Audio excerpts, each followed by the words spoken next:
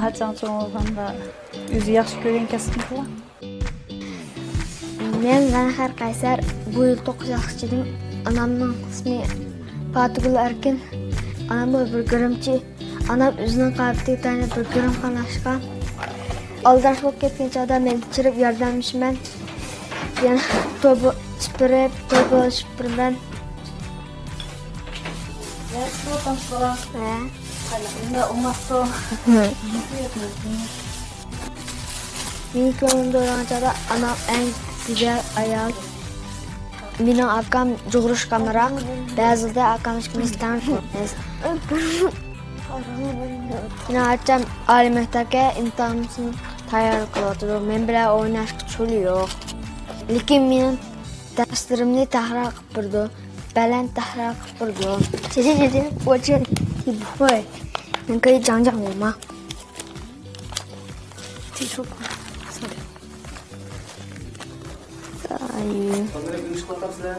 Do'y. qo'g'atdi. Yaxshi. Qo'g'atdi. Dadam marketim demagan chog'da bizga ash etib turdi. Onam demmi dahshat o'qitdi. Bular davomli qilganda haftada bir demagan chig'imda bir vaqt oila jam bo'lish mehrli tamoqni yeb olamiz. Zabe dişlerime aralar korkampi. Men ishdaman.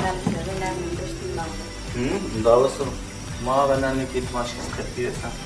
Sen semet gelsen qanday qilaman?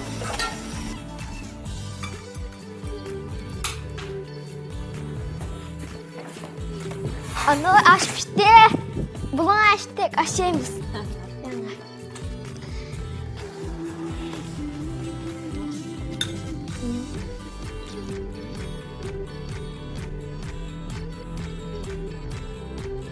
Dadam bilan anam bizni yaxshi ko'rdi. Bek yaxshi ko'rdi. Biz baxtli oila.